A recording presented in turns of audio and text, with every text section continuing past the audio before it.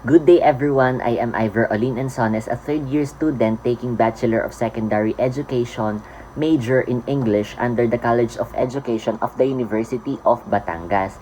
And for today, I am going to present to you a poetry analysis from Hebrew and Persian literature.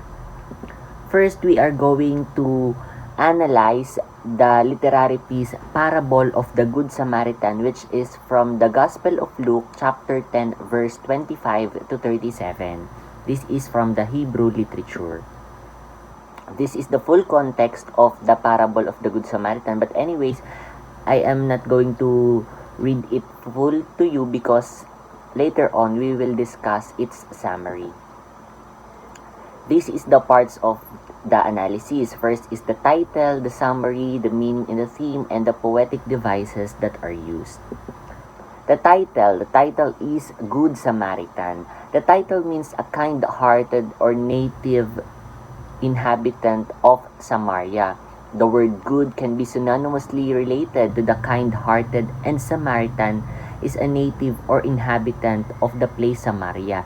Samaria is the historic and biblical name used for the central region of Palestine bordered by Judea to the south and Galilee to the north. Next is the summary. To summarize the story of it, a lawyer probably asked Jesus what should he do to inherit the everlasting life. Jesus reminded of what is written in the law, which is love the Lord your God with all your heart, and with all your soul, and with all your strength, and with all your mind, and love your neighbor as yourself. And then he told the story of the Good Samaritan. There is this man who was going down from Jerusalem to Jericho who was unfortunately encountered with robbers, so he was beaten and robbed. So this man was left so weak in the road. A priest was to pass by the road, but to ignore in helping him, he passed on the other side instead. A Levite did the same. Finally, there is this Samaritan who had pity on him. He helped him. This story was used by Jesus to showcase the neighbor in which it is represented by the Good Samaritan. Love our neighbor. Next is the meaning. The meaning of it was to do good.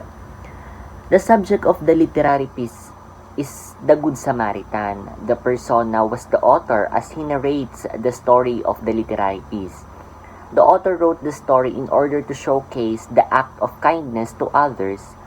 He used the story to tell people that in order for us to be able to experience the everlasting life in heaven, we should love others and do good to them. Also, we should help those who are in need regardless of who are them. Next is the poetic devices that was used in this literary piece. The tone used by the speaker was very calm as it was Jesus who speaks to narrate the story. The symbolism was the Good Samaritan who represents Jesus, our God, who are willing to help us.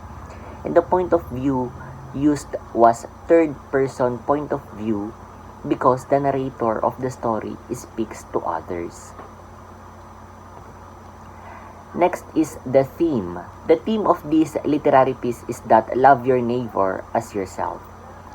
Jesus used the parable of the Good Samaritan as an example of loving those who may not be our friends. Jesus was asked to confirm what he meant by the word neighbor. This is when he told the parable of the Good Samaritan. It is to explain that people should love everyone, including their enemies. On Persian literature, we have The Only Breath by Mevlana Helaluddin Rumi, which is translated into English version by Coleman Barks. This is the full context again. If you want to read it, you can pause it, but I am not going to discuss it anymore because I will summarize it later on.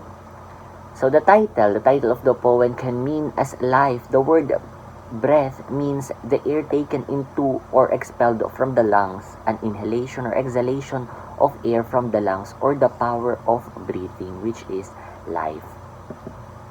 To summarize the poem, it only says that no matter what our religion are, regardless of what place we came from, we are all human who shares qualities of the same as with others. We all belong to God, the beloved who made us into this world and who made this world. No matter who we are all just breathing the same as human being. The meaning, the subject of the poem is all of us are human being. The persona was author himself who speaks as himself. The author who wrote the poem, Only Breathe, reminds all of us that all people, regardless of religion or race, shares the essential qualities that make us human, so we are all the same in the eyes of God.